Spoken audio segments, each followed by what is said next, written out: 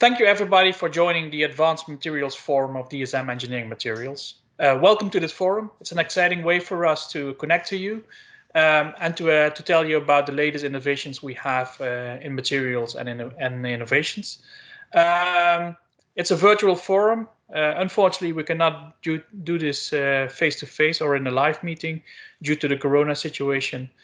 As you probably can see, we're recording these sessions from home office, and we hope this works for you.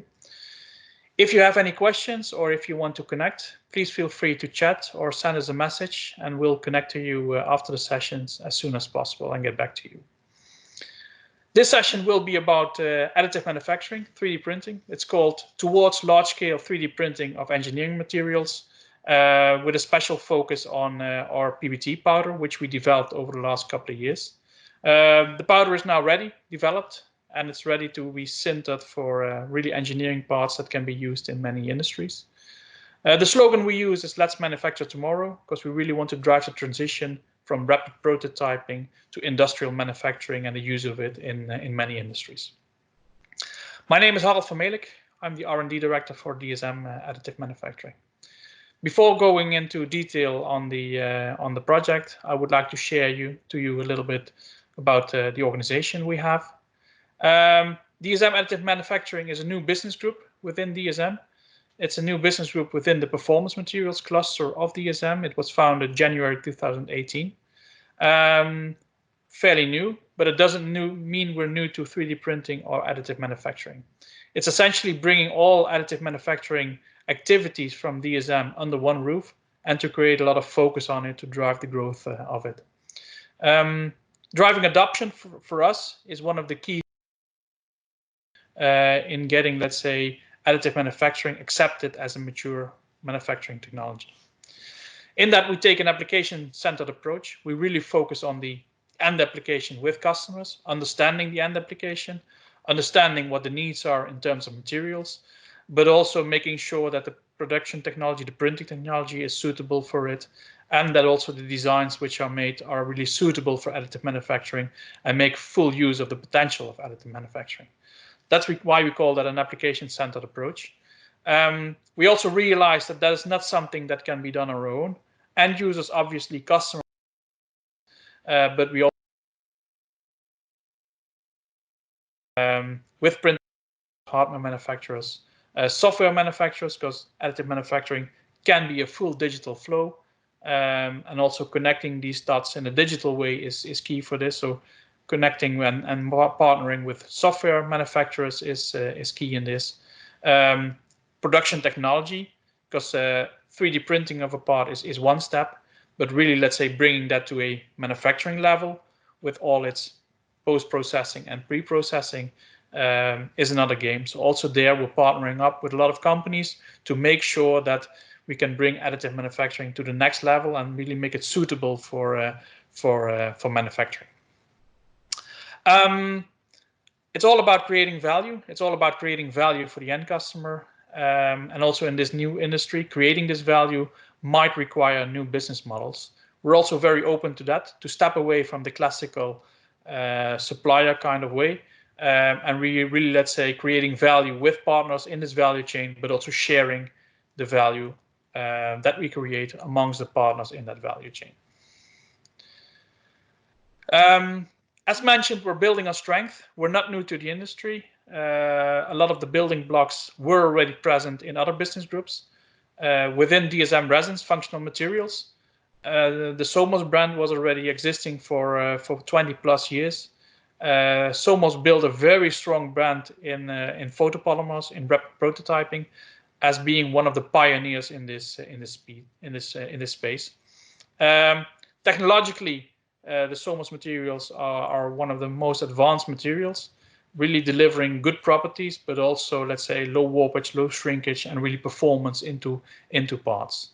That technology is well established, and we're also now diversifying that portfolio into different technologies, like, for instance, direct light processing, DLP, jetting, and maybe potentially also binder jetting. So new technologies coming up every day, and we try to assess what would be suitable for industrial manufacturing and how can we develop materials for that. Also on the DRM engineering materials side, on the thermoplastic side, we have a lot of experience with materials, a strong track record of application know-how, but also materials know-how, and we're using also that materials know-how to develop materials in those spaces. For instance, filament production, FFF, that was one of the first steps into the additive space for engineering materials. We developed a portfolio of filaments, and we're bringing that to market. Next to that, we're also focusing on direct pallet printing, FGF, and we have the first materials launched now in powder sintering, our PBT material. So also there in thermoplastics, we're focusing on various technology that can bring added value to customers, but that also can bring, let's say, additive manufacturing into the space of industrial manufacturing. We're not solely focusing on these materials. We're also very open to new materials, different technologies. What other materials, let's say, can bring added value in application for customers, and can we connect that to our manufacturing? Can we connect that to our partners, and in that way create value for customers? If you look at the trends in AM, it's really, let's say, shifting from rapid prototyping into functional parts into manufacturing. For a long time, there was a lot of focus on visual prototypes just for the shape, and now you see more and more of these parts being really used as end-use parts, being tested, but also used as end-use parts. Functional prototypes, as we call them, that's definitely a trend. But we also see a trend of these materials going into low volume production, small series, 10,000, 50,000, where it might be more cost effective to do that via 3D printing than any other means. Production tools, obviously, one-offs. The dental space is very suitable for personalized or customized production. But we also see the first examples of mass manufacturing coming up. Additive manufacturing, 3D printing, bringing a resolution that cannot be achieved in any other way, or bringing a functionality that cannot be achieved any other way, makes it very suitable also for mass manufacturing. And the key driver there is to gain that scale, but also to gain that productivity and cost. At the end of the product life cycle, it's also about spare parts. There are a lot of spare parts, let's say, being locked in warehouses. If you can do spare part production on demand, you can release a lot of capital and let's say save a lot of money for many companies. So that's certainly also an area of focus and attention. In the end of the day, it's all about customer needs, customer pains. Like in any other industry, what does the customer need? Let's say, how does he want to design its application? How does he want to use its application? And can we, let's say,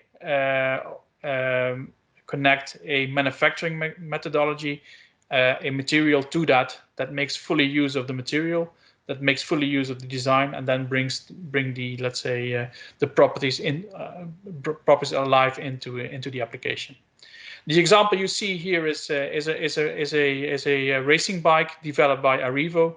It's a full 3D printed frame with continuous carbon fiber. They really optimize the design. They really optimize, let's say, the manufacturing technology, and they're able, let's say, to print a 3D printed, let's say, bike frame, achieving the requirements that are set on this bike.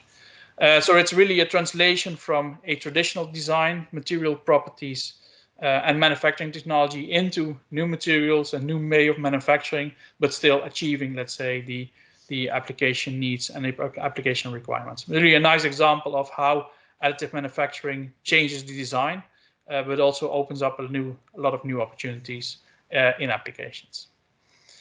For us, in the end of the day, it's about linking materials to applications. On the right side, you see some of the applications. So it could be a dental aligner, it can be an automotive part, it can be a sports or lifestyle part, in this case, a midsole of a shoe. It can be rapid tooling, and it's all about, let's say, what do these applications need to fulfill in end use? Do they have to be strong? Do they have to be soft?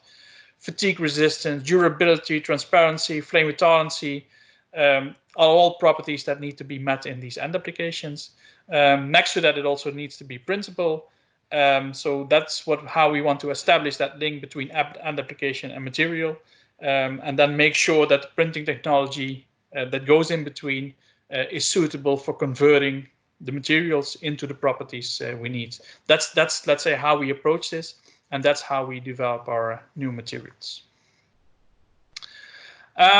We want to be a solution provider across technologies. We want to be technology agnostic in principle, with focus, of course, of key technologies. But every day you see new technologies coming up. So we're also closely monitoring new technologies, hybrid technologies that are coming up, and what could be really technologies that are suitable for industrial manufacturing, and what do we need to develop to be ready to meet the needs of the customer. These are basically the 6 technologies we're now focusing on. On the left side, you see the technologies that are related to photopolymers. On the right side, you see the technologies that are let's say, focused on thermoplastics. So we have stereolithography with our Somos brand already for 30 years. Direct light processing. Also there, we have our Somos portfolio being developed, typically for higher wavelength materials. And then there is material jetting, different technology, but could make use of similar photopolymers, achieving properties in the end application. On the right side, the thermoplastic processes, so powder bed fusion, SLS or high-speed sintering or powder bed fusion. There are many names for different technologies. Fused filament fabrication, so it's exciting with a filament. And a variant of that is fused granulate fabrication, in which you don't use a filament but feed directly the pellets to a robot arm extruder, and that is then printing in the 3D space.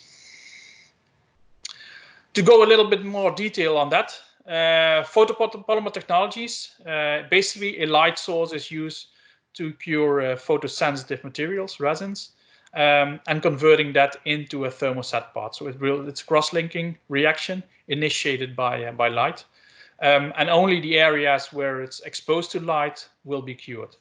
Stereolithography is the most established technology there. It was developed, let's say, in the mid 80s. It's making use of a laser light source, 355 nanometers, and it's curing, let's say, pixel by pixel or voxel by voxel, and then the laser is moving, let's say, very rapidly to cure, let's say, a part, and then, let's say, a new layer is deposited. On YouTube, you can find many examples of that. I've put a link in there, so if you want to study it a little bit more detail, feel free. Then there is direct light processing, new technology coming up. It's making use of LED arrays, LCD monitors, or projectors. Typically, the light sources are higher wavelength, 365 to 405 nanometers. Even some technologies going into the visible light, and basically you cure layer by layer. So you expose a whole layer at once, not spot by spot, but at once, achieving a higher speed, maybe also different accuracy. So it has pros and cons related. It has pros and cons, let's say, with respect to SLA. Also there, some YouTube videos are available to watch. It's a different technology used in different spaces. Last but not least, there's material jetting. Material jetting is established, but is not really, let's say, used in end-use parts because properties are still not suitable for engineering materials. It's basically the same as jetting in 2D. You jet liquid resin droplets in, let's say, in a layer, and then that layer is cured by an LED light source. Again, 365 to 405 nanometers. Different technology, and it has a lot of potential because it can be very fast, but it also has the possibility to jet, let's say, multi-materials in one print. Also there, some YouTube videos are available. In general, these photopolymer technologies can be very fast. They're very accurate, very high resolution. So, let's say, feature details, this is really the technology of choice. Achieving engineering properties in end-use parts with these photocurable thermosets is still a challenge. We're developing continuously, and we are sure, let's say, that we will achieve breakthroughs here, that we can make materials that are really suitable for end-use parts.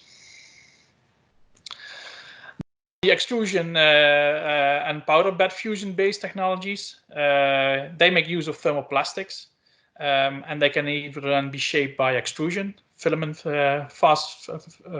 filament fabrication, fused filament fabrication, or fused granulate fabrication, or they can fuse through light, and that can again be through a laser. So you shine with a laser on powder particles or with an infrared source, and fuse, let's say, and melt the materials by that. Fused filament fabrication is probably the most established technology, most known technology, and it's really extruding a thermoplastic filament through a nozzle that melts the material and then deposits the material on a structure. Also, there are some YouTube videos available. Larger scale, you can make use directly of a robot extruder, in which the granulate is fed to the extruder and not by a filament. It gives more flexibility in materials. You can use higher filled materials with 30, 40, 50% of glass fiber or carbon fiber. So it really opens up a wider portfolio of materials that can be used. It's a relative new technology, but also there we see a lot of traction with companies that want to build large structural parts for that. Last but not least, and the topic of today, is powder bed fusion processes. SLS, selective laser sintering, high-speed sintering, multi-jet fusion, powder bed fusion. There are a few names for this, but basically it's fusing of powder particles either by exposing it to a laser light, to laser power, or by infrared light, so high-speed sintering or multi-jet fusion. And by that heating, the powder particles melt and fuse together and build a part. Advantage of all these technologies is that you can really use engineering materials, really bring engineering properties into end-use parts. For filament extrusion, throughput and scalability are definitely still a challenge. And that is, let's say, needed to really bring it to industrial manufacturing. In general, let's say, resolution of these technologies is much lower than in SLA or DLP. Fused granulate fabrication obviously has the lowest resolution, followed by filament printing and by powder sintering. For today, we will focus on powder sintering. As mentioned, we developed our first PBT material, the Arnite TAM1210P. It's an SLS powder, but also a powder that is suitable for multi-jet fusion or high-speed sintering. In this case, we made a case study of a tail light, in which we really, let's say, produced a large tail light part printed in one go with the PBT powder. And I'll take you through the journey that we took to process this material. First of all, maybe let's say a few words on powder bed fusion. Powder bed fusion, in our vision, is one of the key technologies for industrial manufacturing. Because it can make use of engineering polymers, it's still dominated by polyamide 12 and polyamide 11, but there's definitely, let's say, a need for materials that bring engineering properties, like polyamides, polyamide 6, 6,6, 4,6, PPAs maybe, but also on the polyester side, PBT, PET, PEEK, thermoplastic elastomers. I think there's a whole range of materials that are needed to serve the needs of the customers in this space. It's large frame manufacturing. It has a large build size, due to which also productivity can be very high, which could make it very cost effective and link it to industrial manufacturing. For us, it's really, let's say, understanding the process, understanding, let's say, the materials and how the process and materials link. So that's why in this study we try to deepen the understanding of the process, deepen the understanding of the materials and how the process and materials interact. But also, let's say, use the modeling for material design, and that's also how we designed our material, and that's how we also designed our production route. And this whole thing will enable the digital flow, because also this modeling will be very important moving forward in the digital workflow. Next to that, sustainability is a key driver. It's a key driver for DSM. It's a key driver for AM. We do have the chance now to make a lot of these technologies, a lot of these value chains now circular. And that's also why we want to look into sustainability. What does sustainability mean in the production, but also, let's say, post-industrial or post-consumer. First, a few words on the selective lasering process, how it works. In principle, it's a layer-by-layer deposition of material. So if you look at on the right side in the picture, on the left side there's a reservoir of build powder that is moving up, and then let's say the roller or the razor blade will deposit a thin layer of powder onto the build. Next there is a laser, and that laser via scanning mirrors will selectively, let's say, spot by spot, fuse the powder particles together. If that layer is finished, then the build plate will move down, and the roller blade will deposit a new layer of material on top of the build, and then again the laser will cure the next layer.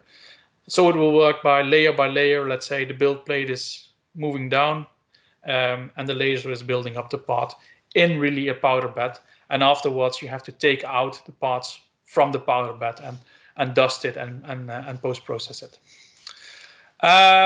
It's going in very thin layers, so typically 100 micron layers you have to think of. It's a long melting, it's a local melting by the laser. Production times usually are very long per, let's say, a build unit, but you can fit a lot of parts and big parts into that space. And as mentioned, it's making use of thermoplastics. The whole process is done at high temperatures. So the bed temperature, so the whole powder bed temperature, is set between the melting temperature of the material and the crystallization temperature of the material. So very high temperature. So there's a really high temperature load on these materials while building the part. In general, let's say the particles or the powder that are not exposed to the laser light should not melt, because otherwise you don't get a proper build and you don't get a good resolution. So that's why also, let's say, the whole powder bed should be below the melting temperature. Parts should not warp while building, so that's why you don't want to solidify fully, and the powder bed temperature therefore should be above, let's say, the crystallization temperature.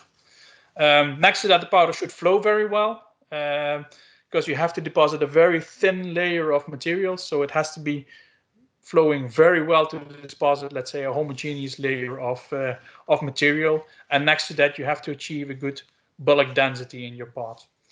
The processing window, sintering window as we call it, is, let's say, given in this orange box in the right graph. It's a DSC graph, so it's basically, let's say, recording your heat flow during melting and crystallization. So on the upper side, you do have the melting behavior, so you work towards your melting peak. Then you see, let's say, the energy it requires to melt your material. And then if you cool down, you go through the sintering window again, and then you see the heat that is being released when the material starts crystallizing. And in between, let's say, the onset of melting and the onset of crystallization, that's where your sintering window is, and you want to keep that sintering window as wide as possible to have a robust and good process. And those were also the design parameters for our process and our material. Next to that, we did a lot of, let's say, laser sintering. We do a lot of thermal modeling, so we really try to model the process. I will not go into detail, but and if you want more details, you can obviously reach out to us. So we really try to model, let's say, the process, understand the thermodynamics of it, to really understand how, let's say, the particles are heated, how they fuse, and how that affects, let's say, the mechanics and the warpage of the part. Next to that, it also helps us in understanding what is the thermal load on the material, and how does that affect, for instance, viscosity, molecular weight, aging of the material, but also molecular weight breakdown and breakdown of properties. So modeling for us in this is key. So we developed, let's say, a powder platform for powder jet fusion and selective laser sintering, high-speed sintering, multi-jet fusion. We designed a proprietary route to make these powders, so unfortunately I cannot go into much detail on that. But we were able, let's say, also due to our modeling and understanding of the process, to design a material that has an excellent processing window, probably the widest window that is now available in the market, which gives a very robust process. Also, the flowability of the powder is very good. We don't need any flow agents to improve the flowability. It's good enough as is, because flow agents also, I mean, can improve flow, but also usually, let's say, deteriorate to some extent your the properties of your end-use part. And because, let's say, we use a polyester route, also the reuse recyclability is really good. We'll see that in more detail in the rest of this presentation. For us, this PBT is the first member of the powder family. We designed a production route such that we can do more materials, but PBT is the first material of choice because there's really a need for this material in the industry. Industry is used to using these materials because of its excellent dimensional stability. It has very stable dielectrics, but also the mechanics are good. In this case, let's say the PBT is still unfilled, but we're looking into diversification of this PBT. We want to look into flame retardant versions of this material. We want to look into glass-filled materials to increase strength and stiffness. And we also want to look into technologies to really incorporate these additives into the particle in such a way that they don't deteriorate your properties of the end-use part too much. Next to that, we're also looking into thermoplastic elastomers, Anitel, a thermoplastic elastomer based on polyester, really soft materials ranging from Shore D40 to up to 90. Used in many industries. So also there's a big need of laser sintering of these materials. Obviously, let's say making powder of a soft material is more, let's say, more difficult than of a thermoplastic like PBT. But for this year, we think, we hope, we know that we will launch the first Anitel material in this space. Our technology platform is also suitable for different chemistries, polyamides. So let's say, and in our roadmap, we also envision that the polyamides will be powderized on this platform and be made available for selective laser sintering. Again, a few words on the sintering window. Again, here you see a picture of a DSC. Differential scanning calorimetry, and in this method, let's say you measure your heat flow during your melting and crystallization. So you take your material, bring it from room temperature or low temperature up to very high temperatures. In the black curve is the heating curve. So you start off at low temperatures, you increase your temperature, as you can see in the black curve. Then you're approaching the melting peak, and in that melting peak you will see that the material starts melting. This is the onset of melting, and then let's say after all the material is molten, and then in the red trace you go back, you cool down the material. And if you're approaching the onset of crystallization, the material will start to solidify, and you cool down further. In between, let's say, the onset of melting and onset of crystallization, So roughly, let's say this black line is representing the bed temperature in which we operate our selective lasering machine in between, let's say, the melting peak and the crystallization peak. You want to have this window as wide as possible to make it as robust as possible, to stay away from melting of surrounding powder, but also to stay away from crystallization and all kind of warpage effects that affect the accuracy of your part. As you can see, we achieved a very wide window. It's probably, let's say, the widest window of a material that is available in the market. We're close to 30 degrees C in the sintering window, and that makes the material very forgiving, makes the material very robust, and makes, let's say, setting parameters on various SLS platforms very easy. And that's the feedback we already got, let's say, from various printer companies or companies that are running, let's say, SLS sintering, that this is a material very easy to work with. Maybe a little bit about the mechanics. We tested our materials also after printing. And here you see, let's say, also some process variations. So we varied the laser speeds, printed tensile bars, and after that, let's say, did tensile test on these tensile bars. So here you see, let's say, test bars printed at relatively low laser speed. And then we recorded the stress strain curve. So you see, let's say, the elastic regime, and then you see the material yielding, and then finally, obviously, breaking. Strain at break can still be improved, and that's also something we work on. But we're already very happy with the stiffness of the material, which is approaching 3 gigapascals. But also, let's say, the strength of this material, which is coming close to the injection molding equivalent of the PBT. We also did it at higher laser speeds. Higher laser speeds obviously give a higher productivity, and there we do see that the properties can still be achieved. So also that gives us confidence that again the process can be optimized and can be really used in a productive way. As mentioned, sustainability is really in the heart of DSM strategy.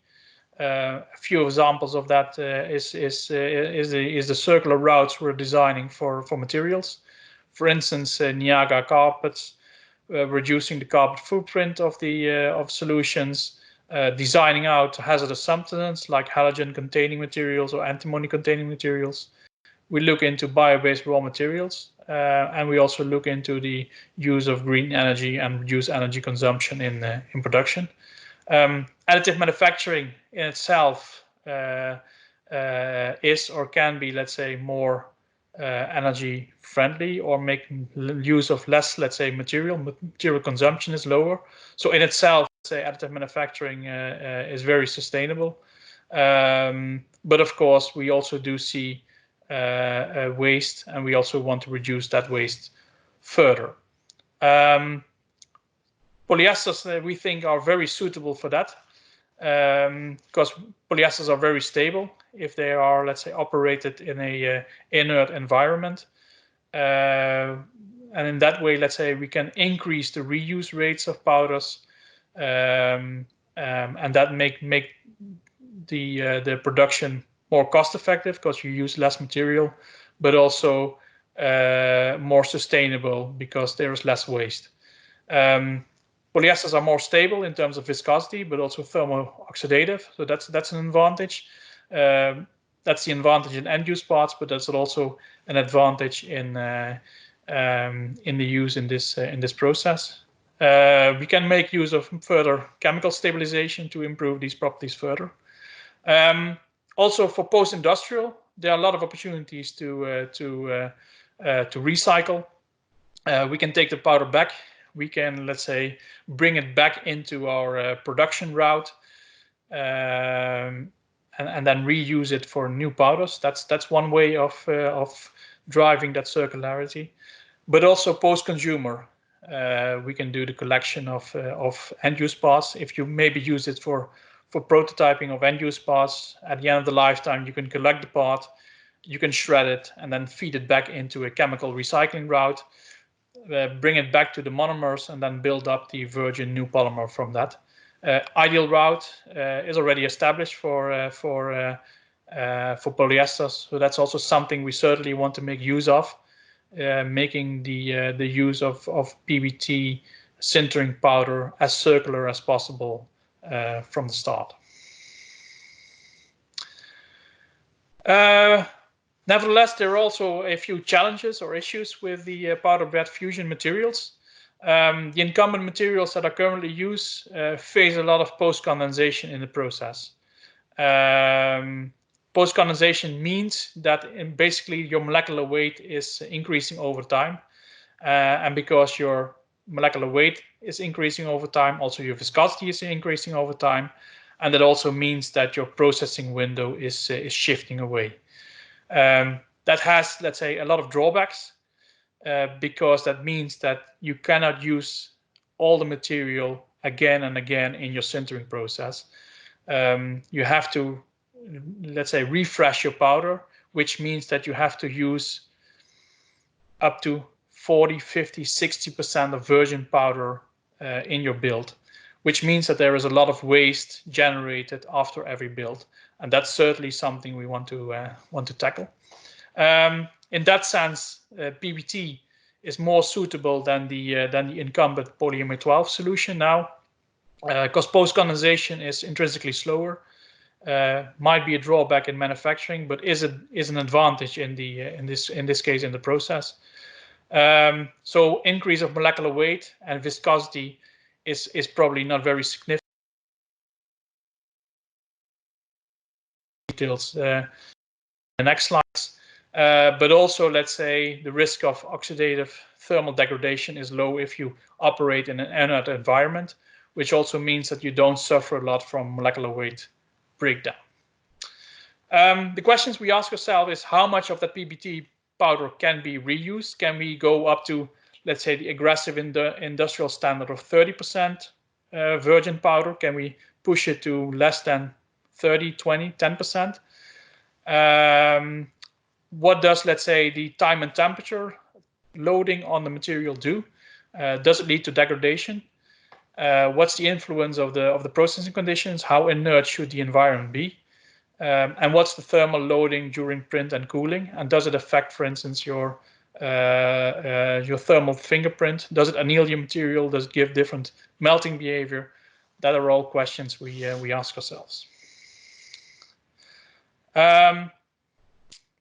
So let's say to measure, let's say, the relative molecular weight breakdown, we build a model.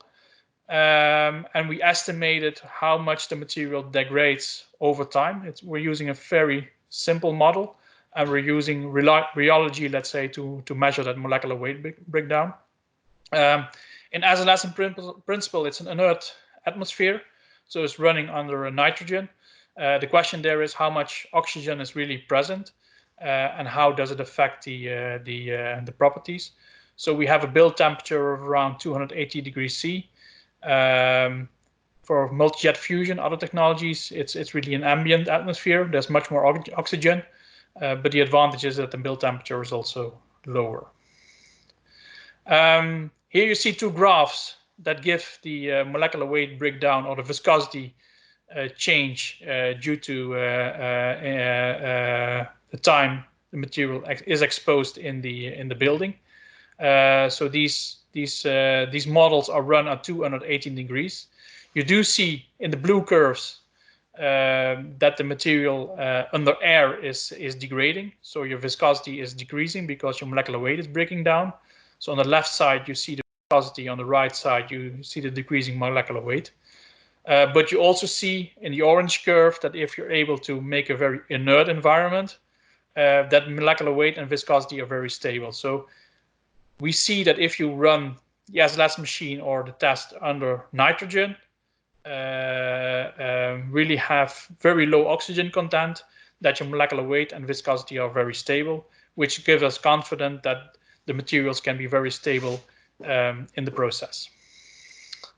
So that's how we try to simulate the process. So we take these data coming from viscosity measurements, we mimic, let's say, the bed temperature to 18 degrees C, also the other processing conditions, the temperature of the bottom plate. We assume, let's say, a temperature gradient over it.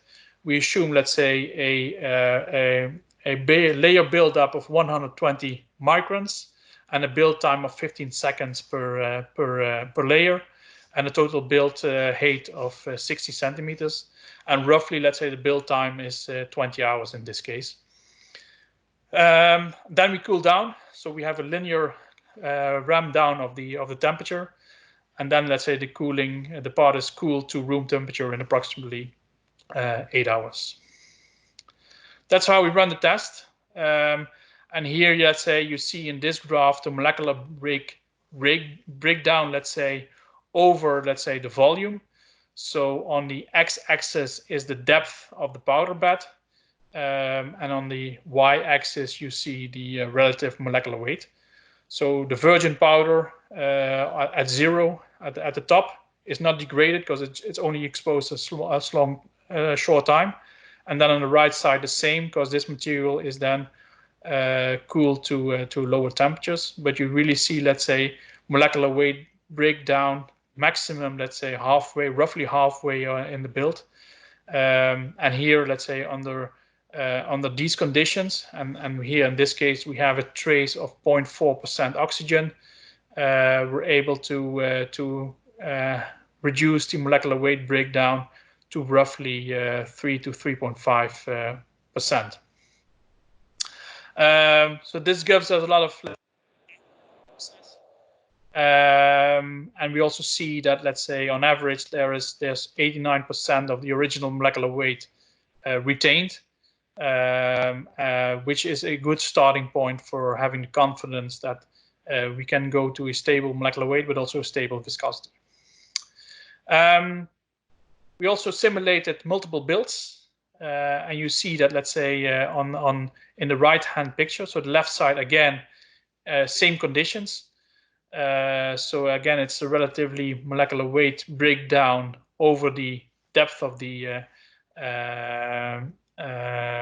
building chamber, and on the right side you see, let's say, how the breakdown stabilizes with a printing cycle. So 0 is 0 printing cycles, and 100 is, let's say, using 100 builds with each time refreshing 20% of the powder. You also see, let's say, maximum, let's say, if you don't refresh, you also see that at the end of the day the material will degrade. But if you reduce your refresh to 10-20%, then you can keep 90% of the original molecular weight after approximately, let's say, build cycle. So and 10% of 20% is quite aggressive, but there we do see that we really can reduce the refresh rate of the powder, and that indicates that we can give a very good, let's say, recyclability to this material. That's also why we try to, let's say, use this modeling and then go into real trials. So we do the experimental validation. So we ran trials on our new fast soon machine. It's a 200 ST material, high temperature material, can go up to 300 degrees C. We use a refresh rate in this case of 30%, which is seen in the industry as very aggressive. We made 5 consecutive builds, and in that let's say setting, we monitored the aging of the material in the powder bed, the viscosity increase or decrease, the breakdown of molecular weight, does it deteriorate with properties, and as said, we use 30% refresh powder, let's say, and that's seen in the industry as aggressive, but that's really needed to establish a good manufacturing practice. And after, let's say, the builds, we determined the properties on tensile bars. In terms of viscosity, we made DSC traces. We also look into mechanical testing of it. Then some results. So first of all, the viscosity versus number of builds. We do see that the viscosity in our modeling was already very stable, but that's confirmed here in the 5 consecutive builds. We don't see any, let's say, molecular weight breakdown, but we also don't see post-condensation of the material and a viscosity increase. So that means that the viscosity is very stable. So you don't get runaway of your processing window, which means that from build to build, you can every time use exactly the same process conditions to process your material. And that, of course, gives a lot of robustness to the end user. Same goes for the DSC traces. So the melting temperature, the material is not annealing. Onset, peak, and end of the melting temperature remain exactly the same. Again, that indicates that you can use every time the same settings in terms of laser power or exposure time or hedge distance to print your parts. So also that gives a lot of confidence or shows, let's say, that the material is very robust and really suitable for the manufacturing process. Next to that, mechanical properties, also they are very stable. We roughly reach the same mechanics as was showed in earlier graphs. So strength roughly around 40 to 50 megapascals. Elongation of break is reaching between 3 and 5%, but also very stable. So also if we use the refresh rate of 30%, we don't see any deterioration of the properties. So also that is indicating that the material is very stable. It doesn't suffer from thermo-oxidative aging. You don't see molecular weight breakdown that leads to brittle fractures. So also that indicates that the material is very stable in the process. Then, of course, let's say the experimental validation is in printing of parts. Here you see the taillight bezel we printed, so it's really a full-scale part. It's roughly 30 centimeters wide. So it was very easy to print the part. It has a good surface quality. It has a very good density. It also shows, let's say, a good color. So the material is not discoloring in the print. So in the end of the day, we're able to achieve good properties. We are able to achieve a good stable process, but we're also, let's say, are able to print really end-use parts that in this case can be used for small series production and end-use parts. So that's really promising. So really, let's say, proud that we were able to achieve these kind of processing conditions and end-use parts in printing. Then some conclusions. We developed this PBT powder for selective laser sintering. Can also be used for high-speed sintering or multi-jet fusion. It has a very wide and robust processing window. Gives a lot of freedom to operators. A lot of, let's say, flexibility in setting the right parameters and achieving a good processing window. Flowability of material is confirmed. It gives a good density of the parts, so the bulk density of the parts is good, but it also leads to very good layer deposition and no flaws in the layers. The PBT gives very good and stable properties with a refresh rate of 30%, and we think we can let's say bring these refresh rates even further down. We can have very stable processing conditions, but also have very stable properties in the end-use parts. Reuse recycling. We meet the aggressive industry standards at this moment. We can push the boundaries even further. And at this moment, let's say we're also working on other sustainability routes to really, let's say, setting up recycling routes, post-industrial and post-consumer, to really bring this material back to, let's say, the virgin materials and feed it back into our powderization and powder manufacturing technology. As mentioned, let's say it's the first member of our powder platform for additive manufacturing. There are more products in the pipeline for selective laser sintering, but also high-speed sintering and multi-jet fusion. The functionalization of the PBT is certainly something we're looking into and something we want to achieve this year. Same goes for the thermoplastic elastomer, the softer material. And on our roadmap definitely is also looking into the polyamide space on making polyamide engineering materials available on this sintering platform. With that, I would like to thank you for your attention. If you're in need of further information or you want to reach out or contact us, you can visit our website. We do have an own additive manufacturing website. You can pose any questions on this forum or reach out to me, let's say, via email. Thank you for your attention. I hope this gave you a lot of insights in who we are and what we're doing, and exposing you to the potential that additive manufacturing has as a new manufacturing technology. And I hope, let's say, that we can bring this to life in real-time applications. Thank you for your attention. Bye.